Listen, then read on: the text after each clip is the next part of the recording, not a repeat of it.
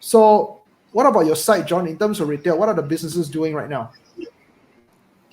Well, on my side, I think the retails are suffering. If you talk about the F&B guys, if they go online, GrabFood or Foodpanda will easily take around 30%. So most of them will try to want to sell themselves, but they do not know where to gain traffic. So in fact, I think one of the things we probably will discuss today is what can retail businesses do, F&B businesses in this period of time. I would love to hear your point of view because my hairdresser is screwed, right? My hairdresser is in Publica. Last year he shifted. He said, I could not stand the rent anymore. And I asked him, how much is your rent, right? And he said 13,000. And I was like, outside, what? Outside Publica, not inside, right? Yeah. No, outside, 13K. And he said he shifted to upstairs, right? Half the rent. And then that was what he did last year. But this year, right before this third MCO, he came to my house to cut my hair. Yeah. And I asked him, so what's your strategy now? He said, I'm going to sell shampoo products online. And I asked, so I actually asked the same question like what you just said just now. I said, why don't you OEM your own brand? And he said, hey, how am I going to OEM my own brand? I need like 50K or 100K to create my own brand. And then I got to whack money from marketing. Where do I have that kind of money right now? Right. And he said, so I asked him, if you're selling someone else's brand, then how much what's your margin? He said, I only make 30 to 50%. And I told him 30% will go to Facebook ads. What do you have left? You might as well don't do anything. Right? There's no way 10% on a shampoo can help you to recuperate your losses in your rental and your staff, even if all the staff are taking 50% off.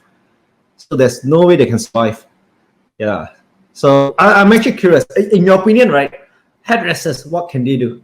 Because this will be this will be something I'm going to get my hairdresser to watch. Yeah. Yeah, this is extremely interesting because last year we have 3 hair salons / barbershop came to us and we were doing pro bono consulting. We were just helping them for free. There was no asking for like anything in return. We just said that, you know what, I can look at things at a different perspective, and I think business owners need that right now. So let me just tell you my opinion, and if you use it, great. If you don't use it, great as well. What I told them to do is really simple. You know, a few of them, they were very lucky because they have online booking system, but they didn't realize it. They know that they have online booking system, but they only use it for online booking and schedulation. I think that's a huge mistake. I told them, listen, show me your online booking system. So it was some WordPress, it's really like old school, right? And I look at it, I'm like, I can see your customer name.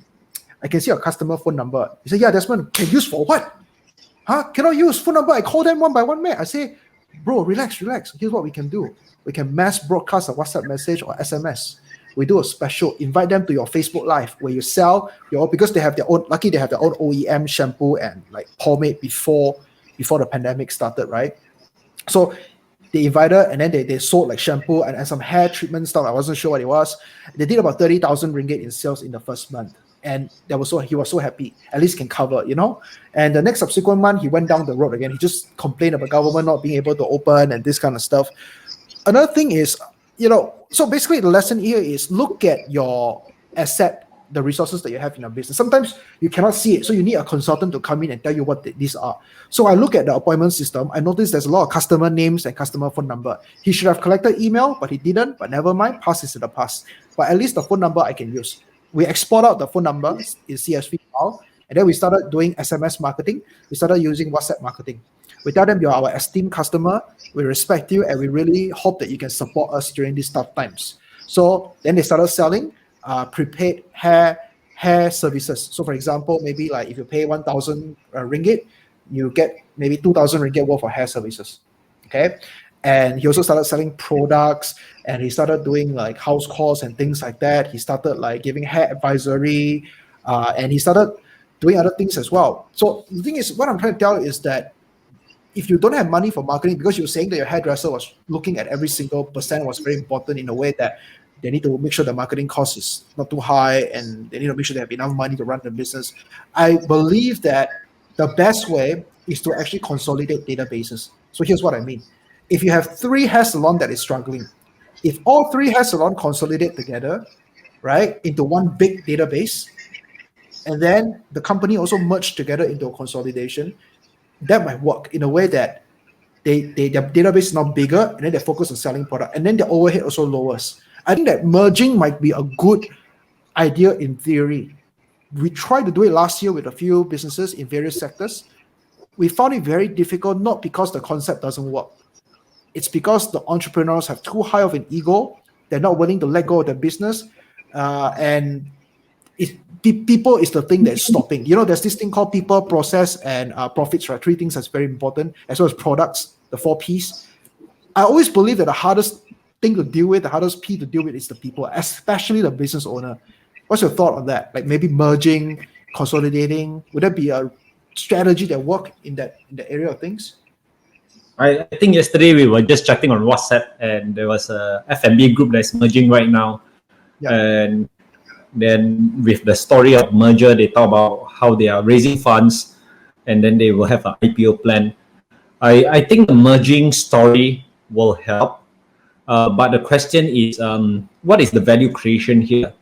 So if let's say they are merging and they're going to create something entirely new to serve the existing database that they have, and this business is a business that is high growth, high value, then it makes sense to me, right? And I think very often many people merge together and they say, okay, especially at this point of time, if everyone merge together, hairdressers merge together to provide haircut business, and then I think that doesn't make sense. When merger takes place or partnership takes place, it has to be something that allows every party to build something that is totally new and innovative in the current times, and then tap into everyone's database. But here's the thing, John. It's very difficult to get people to work together when they it's like, oh, you want me to promote you? What if my customer goes to you? They always have this scarcity mindset. So that's the issue. What if just hypothetically a theory, right? What if instead of merging 3 hair salons together, what if they create an SPV just for marketing and pump that database into the SPV? Yeah, then I think that makes sense, right? And then that company has to be providing a service that previously, if on their own, they can't do. But now, if they come together, they build a new brand, and that will definitely help them to grow and help the customers to really gain value there. I think it makes sense. Right. So this is the time where I feel that merging is always a big challenge, because most people not at the abundance mindset. Most people are now thinking, how do I even survive? Right. So the psychology of the business owners is, I can't even pay my bills next month, right? And then now you will push down my valuation. So it's like, I'm already scarce already, and then you want to take something away from me. So this is always a very huge challenge. But in the recent months, what I'm seeing is business owners who are coming together to build something entirely new to their current market, right? So it's a new offering, something that's totally relevant, right? And to me, that makes a lot of sense. Yeah. So a joint venture is something that I personally think that is the best thing to do. Yeah, especially right now. Yeah. You look at one of the case studies I always like to refer is what Mamee did with TeaLive last year or this year, where they came together, they created the instant noodle with boba tea, right? No mergers taking place, but that allows them to create a hype, and then people now are refreshed with the TeaLive brand and also the Mamee brand, and then they go for more of the Mamee and the TeaLive products. So I thought that was an amazing joint venture, and I kind of learned something over there as well from what TeaLive did with Mamee. Yeah. But what could hair salon do with this? What could hair salon collaborate? I mean, I'm sure they can collaborate with influencers, okay? But it's very different in the fact that food business is, I mean, you take two things that don't match and then you combine it together, it's gonna go viral, right? So if I put like durians on top of like a chocolate drink, that's not that special, but durians and noodles, right? They might go viral. But like a hairdresser scenario, like a skilled worker, we're talking about like beauty salons, slimming centers, right? That's gonna be tough on them. How can they do some sort of joint venture and create that viral effect,